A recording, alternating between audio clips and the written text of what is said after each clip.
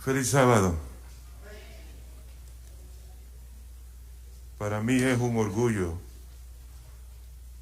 un honor y un placer saludar al pastor Guzmán.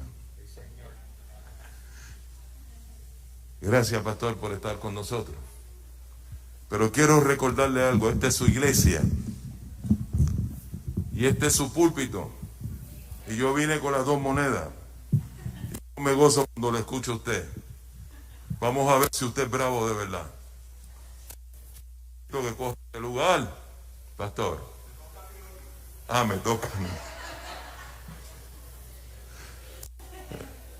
Como el himno 84 que dice, predica tú.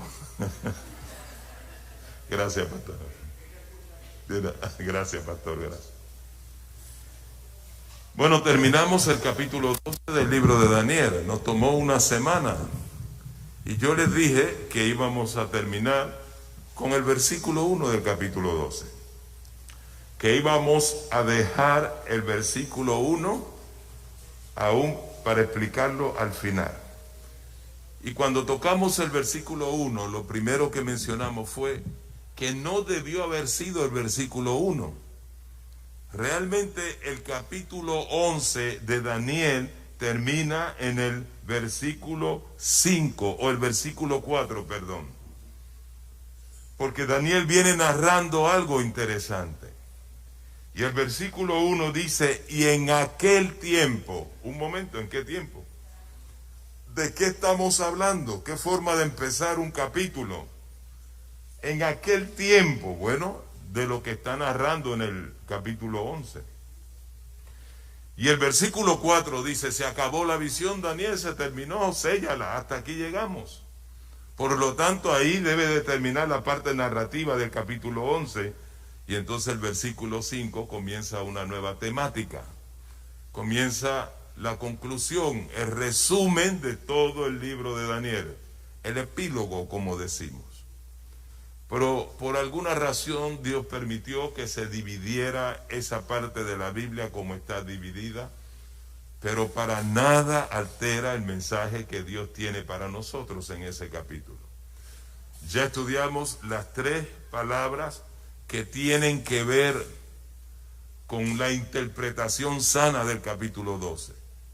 La palabra maravillas, Pelé, las terribles ofensas de ese poder contra Dios, la palabra tamid, que tiene que ver con el continuo, el ministerio de los sacerdotes y el ministerio de Jesús desde que ascendió en el año 31 hasta el 1844.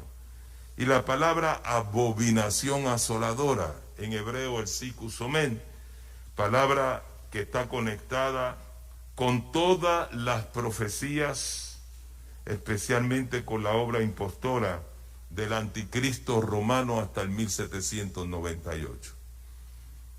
Y esta mañana quedamos con hablar un poquito acerca de la tribulación. Y esa parte de la tribulación, cuando aplica a la iglesia, es lo que conocemos como la angustia de Jacob. Ahora, vayamos al libro de Génesis. El tiempo de angustia es un tiempo maravilloso para el pueblo de Dios. Muchos presentan la angustia de Jacob como si fuese un momento terrible para la iglesia. Pero yo quiero asumir la posición en esta mañana que es un tiempo maravilloso para el pueblo de Dios. Es el último capítulo de la historia de la iglesia sobre el planeta. Y yo entiendo que es un capítulo maravilloso. ¿Cuántos leyeron el capítulo 40 del conflicto de los siglos? Esa fue una asignación.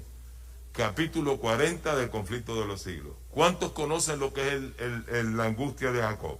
¿Han escuchado anteriormente sobre la angustia de Jacob? Yo les dije que leyeran el capítulo 40. Ahí ella describe en detalle lo que es la angustia de Jacob. Sí, que allí veo una hermana que lo leyó. María, apúntame un papel los nombres, que los que no leyeron y no hicieron la asignación, le vamos a dar F. Tú y yo, no te preocupes, tú me vas a ayudar. Pero si no lo leyeron, ya está el bolígrafo, ok, ahí me apunta. Vas a tener que pasarte la hora completa escribiendo nombres porque casi nadie lo leyó. Pero, exactamente, apuntamos el que lo hizo. Ahora, ustedes me prometen que luego del tema, ustedes no tiene que ser hoy, en la semana van a leer el capítulo 40. Es que ella abunda un poquito más sobre esto de la angustia de Jacob. Y ojalá yo pudiese decirles todo lo que ella dice. Pero me interesa que la iglesia conozca bien este tema sobre la angustia de Jacob. Algunos le dan temor y en realidad son buenas noticias. La angustia de Jacob son buenas noticias. Debe ser algo que posiblemente para algunos de nosotros esté pasando por estos momentos. No tengo duda de eso. Una experiencia personal, una experiencia que pone a prueba nuestra fe. Ahora, ¿de dónde viene esta idea del tiempo de angustia? Vayamos al capítulo 32 del libro de Génesis. Capítulo 32 del libro de Génesis. Esto viene de la experiencia de Jacob. Conocen la historia, ¿no? La recuerdan. Él regresa porque Dios le dijo que regresara a su tierra. Y Dios le prometió protección. Así que en el capítulo 32, por ahí en los versículos, aunque todo el capítulo nos habla acerca de ese encuentro con su hermano, va a encontrarse con Esaú, y nos dice ahí el capítulo que Jacob está asustado y tiene razones para estar asustado. Número 1, él teme por su vida. Y número 2, Satanás quiere que concluya que no es digno de salvación, que por haber cometido ese pecado en el pasado, merece ahora morir. Leamos el versículo 5 y 7 en adelante. Y tengo vacas, y asnos, y ovejas, y siervos, y siervas, y envío a decirlo a mi Señor por hallar gracia a tus ojos. Él tiene temor y piensa, déjame enviarle regalos a mi hermano. Posiblemente lo pueda calmar. Versículo 6. Y los mensajeros volvieron a Jacob con buenas o malas noticias. Con malas noticias. Vinimos hasta tu hermano Esaú, pero quiero que sepas que ya él sabe que tú vienes de camino. Reunió 400 hombres de guerra y él también viene a recibirte. Porque él quiere quitarte la vida. Él se quiere vengar de lo que pasó en el pasado. Así que Jacob se estremeció. Dice el versículo 7 que Jacob tuvo gran temor y angustióse. Cuando usted va al original, al hebreo, esa palabra se angustió. Ese verbo quiere decir estrechez. Es cuando uno tiene claustrofobia, que se encuentra encerrado en 4 paredes. Yo no entendía lo que era eso cuando un día se paró un ascensor, yo estaba solo y ni para arriba ni para abajo se fue la luz. Y en lo que prendía la planta sentí claustrofobia. Me desesperé. Está encerrado en 4 paredes, sin espacio, y se produce ansiedad. Y eso es lo que le ocurrió a Jacob. Y a veces nos ocurre mucho en experiencias personales que ustedes conocen. Se encontró sin espacio. Se crea angustia, se crea pánico. Y también Jacob siente o tiene el sentimiento de culpabilidad. Angustió, se dice, en gran manera. Y partió el pueblo que tenía consigo, y las ovejas, y las vacas, y los camellos, y las cuadrillas. Y dijo, si viniera Esaú a una cuadrilla y la hiriere, la otra cuadrilla escapará. Así que Jacob se encuentra ahora sin espacio para realizar su vida, y dice la palabra de Dios que se angustió profundamente. Nos puede pasar hoy día en nuestra experiencia espiritual. Vayamos al versículo 20. Y diréis también, he aquí tu siervo Jacob, enviándole el mensaje a su hermano, viene tras nosotros, porque dijo, apaciguaré su ira con el presente que va delante de mí, y después veré su rostro, y quizás le seré acepto. Jacob fue muy astuto, muy astuto. ¿Saben por qué? Porque él dividió todo lo que tenías, sus ovejas, sus camellos, su ganado, su familia. Separó una regalía inmensa para su hermano, inmensa, inmensa. Y entonces los mandó en cuadrilla, unos que lleguen primero para que el hermano pregunte, y esto es para ti, te lo manda a tu hermano Jacob. Y al ratito que venga la otra cuadrilla, y esto también, sí, te lo mandó tu hermano Jacob. Y luego otra vez otra cuadrilla, y esto te lo mandó también tu hermano Jacob. Lo hizo bien astutamente para ir calmando un poquito la molestia de su hermano. Y esa experiencia por la cual pasó Jacob fue una experiencia que le impactó en su vida. Porque si vamos al capítulo 35 del libro de Génesis, el versículo 3 dice, y levantémonos, dice ahí Jacob, y subamos a Betel, y haré allí altar al Dios que me respondió en el día de mi angustia, y ha sido conmigo en el camino que he andado. Así que Jacob estuvo orando a Dios por perdón. Estuvo orando a Dios para que Dios lo liberara de la muerte. Y dice la historia bíblica que Dios lo liberó. Esa experiencia de Jacob es apropiada por el salmista David. Vayamos a Salmos, capítulo 20. Es apropiada por el salmista David. Y dice así el salmista David, capítulo 20, vamos a leer el versículo 1. Y dice, óigate Jehová en el día del conflicto. Y la original dice de la ansiedad. Por eso algunas versiones usan la palabra ansiedad. Defiéndate el nombre del Dios de Jacob. Y si ustedes ven el versículo 9 del mismo capítulo 20, dice, salva a Jehová, que el rey nos oiga el día que lo invocáremos. También esta experiencia de Jacob la usa tanto el profeta Jeremías como el profeta Daniel, ya lo vimos, Daniel 12:1, y la usan como prefigurando la experiencia del pueblo remanente al fin de la historia. Vamos a Jeremías. Jeremías capítulo 30. Y es interesante notar aquí en Jeremías capítulo 30, que el capítulo comienza con una promesa. Dios promete al pueblo que va a regresar otra vez a Jerusalén. Hay un anuncio, hay una profecía, pero de momento esa profecía se interrumpe en el versículo 4 y se da una nueva profecía. Dice así el versículo 4 del capítulo 30. Estas pues son las palabras que habló Jehová acerca de Israel y de Judá. Porque así ha dicho Jehová, hemos oído voz de temblor, espanto y no paz. Así que aquí se presenta un cuadro de gente llena de temor. Algo terrible va a suceder. Tan terrible que en el versículo 6 dice, preguntad ahora y mirad si da a luz el varón. Porque he visto que todo hombre tenía las manos sobre sus lomos como mujer que da luz, y hacen tornado pálidos todos los rostros.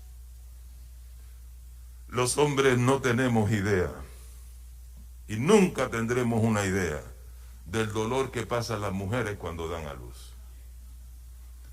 Yo creo que si el hombre tuviese que pasar por ese dolor, no hubiera uno vivo en estos momentos. Porque con una monguita nos sentimos que nos vamos a morir. Y usted tiene que ver el dolor que pasan las mujeres. Si usted es doctor o doctora y trabaja en sala de parto, las griterías, las maldiciones, porque maldicen hasta el marido por el dolor que están pasando. Ahora esa es la mujer. Y dice aquí, imagínate, va a ser tan terrible como si el hombre estuviese dando a luz. Versículo 7, cuán grande es aquel día, tanto que no hay otro semejante a él. Repito, tanto que no hay otro semejante a él. Y entonces aquí utiliza el término tiempo de angustia para Jacob. Y entonces viene la buena noticia, mas de ella será librado. Y esas buenas noticias las encontramos ahí en el libro versículo que leímos en el capítulo 12 de Daniel. Capítulo 12, versículo 1. En aquel tiempo se levantará Miguel, que es Jesús, el gran príncipe que está por los hijos de su pueblo, y cuando se levanta es porque se levanta para defender a su pueblo. Cuando un rey se levanta de la silla con furia, va a la guerra a luchar y a defender su pueblo, su gente. El gran príncipe que está por los hijos de tu pueblo.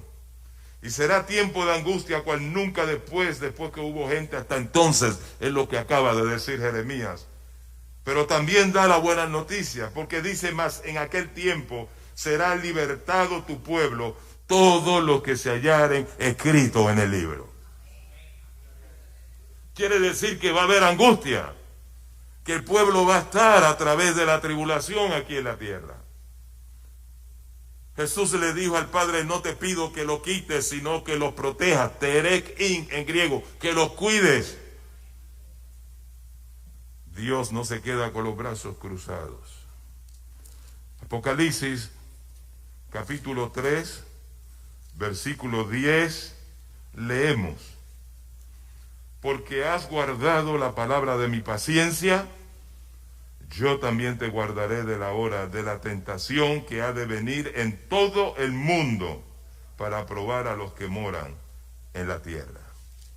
Y Apocalipsis capítulo 7, versículo 14, y yo le dije, Señor, tú lo sabes, y él me dijo, estos son los que han venido de grande tribulación. Quiere decir que pasaron por la tribulación, porque han salido de grande tribulación. Yo no sé quién fue que se inventó eso del rapto secreto, de que Jesús viene, se va a llevar la iglesia y después comienza un periodo de tribulación. No sé quién se inventó eso. Pero eso no es lo que enseña la Biblia. La Biblia dice que la iglesia va a estar en la tierra cuando venga esa grande tribulación, solo que vamos a estar protegidos. Han lavado su ropa y la han blanqueado en la sangre del Cordero. El capítulo 13 del libro de Apocalipsis, versículo 5, nos dice que dando de todo el apoyo a la primera bestia, la segunda bestia va a proclamar una ley, una pena de muerte. Hay una amenaza seria de parte del Estado. Se va a perseguir y se da un decreto para extirpar a todos aquellos que son el pueblo de Dios. Amigo, esto preocupa al pueblo de Dios. No es fácil esa experiencia. Así que la experiencia de Jacob, la angustia de Jacob, se convierte en un tipo de la experiencia del pueblo de Dios. Y las causas, las mismas causas a las de Jacob. La sierva del Señor expande un poquito más esta experiencia, y por eso fue que yo les pido que lean el capítulo 40 del libro del conflicto de los siglos. Ella presenta dos razones para el ataque al pueblo. Número uno, porque ese pueblo insiste en obedecer a Dios. Son leales a la fe de Jesús. Y esto molesta al mundo. Y esto molesta al enemigo de Dios. Y el enemigo nos odia. Y la segunda razón, porque todos los desastres naturales que van a estar ocurriendo se le van a acreditar al remanente, al pueblo de Dios. Este tiempo de angustia que nos habla la palabra de Dios, según el espíritu de profecía, es extremadamente corto. Un número de días, nada más. Razones por las cuales Dios permite que nosotros pasemos por esa prueba de angustia. Bueno, número uno, porque Satanás, acusa a Dios de que es injusto. Número dos, Satanás desafía a Dios. Desafía a Dios y dile, trátalos diferente para que veas realmente lo que tienen en su corazón. Y Dios se lo permite porque Dios sabe que su pueblo no le va a fallar. Y porque Dios quiere desarrollar nuestro carácter a semejanza del carácter de Jesús. ¿Y cuáles son las causas de nuestro temor? Las mismas causas de Jacob. Satanás nos ataca y nos dice mentalmente que no somos aptos para la salvación. Nos recuerda el pasado. Y segundo, la amenaza, la pena de muerte. No queremos perder nuestras vidas. Nos sentimos con ansiedad terrible. Y ese grupo, ese momento, ansían más que nunca la segunda venida de Jesús. Quieren que ya todo termine. No tienen fuerza. Están cansados. Ya ellos no quieren vivir más sobre el planeta. Se aferran a Dios y oran, y oran, y oran al Señor. Saqué esta cita del Conflicto de los Siglos, de ahí del capítulo 40, la página 605. Miren qué bonito, dice la sierva del Señor. Mientras el pueblo militante de Dios dirige con empeño sus oraciones a Dios, el velo que los separa del mundo invisible parece estar casi descorrido.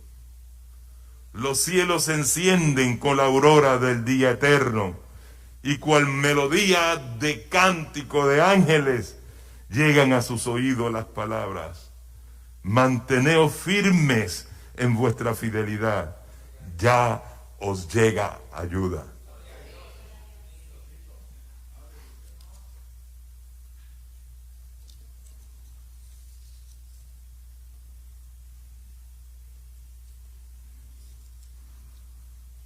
¿Qué experiencia?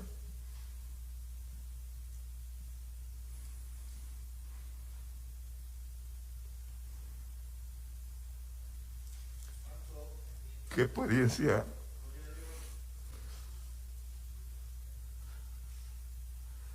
Bonita es esa.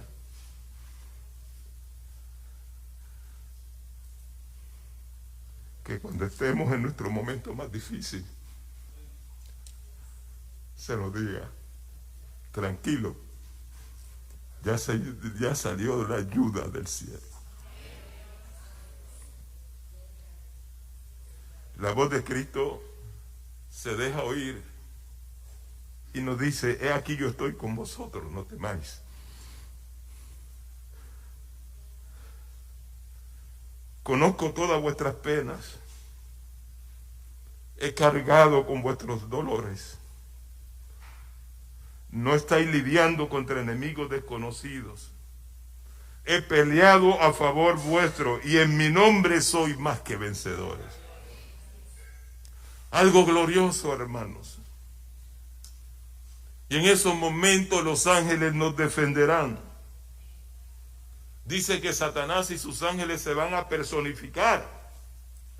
Nos van a atacar, van a mover las masas contra nosotros. Y Dios dice: tú vas a personificar tus ángeles, pues yo también voy a personificar los míos. Y ángeles poderosos, como si fueran soldados, formarán un hilo donde nadie podrá pasar ese hilo hacia el pueblo de Dios. Absolutamente nadie. Tendremos una protección completa. Y dice la inspiración que después que se cierre la puerta de gracia, cuando estemos pasando por la angustia de Jacob, ni uno de los del pueblo de Dios va a morir. Ni uno. Dios no lo va a permitir. Y ese gustito no se lo va a dar a Satanás.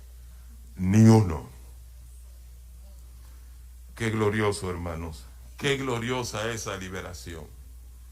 Qué tanto anhelamos ese momento. Dice Elena G. de White que Dios no se olvidará de aquellos que están escondidos en las montañas, en las cuevas o en las cárceles. No se olvida de ninguno de sus hijos. ¿Y cuál es el propósito de todo esto? Dice la señora White, da muchos propósitos. Primero, demostrar que Satanás está equivocado al acusarnos. Y segundo, Dios quiere ayudarnos a desarrollar más a la imagen de Cristo. Y esa experiencia va a hacer que en nosotros se manifieste la fe, la esperanza y el amor que tenemos hacia Dios. En el proceso vamos a ser transformados. Es decir, escuchen bien, nada se pierde en esa experiencia. Un capítulo precioso para el pueblo de Dios. El último capítulo de la iglesia. Es la experiencia más fabulosa de la iglesia. La experiencia más fabulosa que el pueblo de Dios jamás haya tenido sobre el planeta. Y entonces viene la liberación, dice. Gloriosa será la liberación del pueblo de Dios, dice la profeta del Señor. Gloriosa será la liberación del pueblo de Dios. Una generación que con los ojos levantados al cielo verá a su Jesús venir en poder y gloria.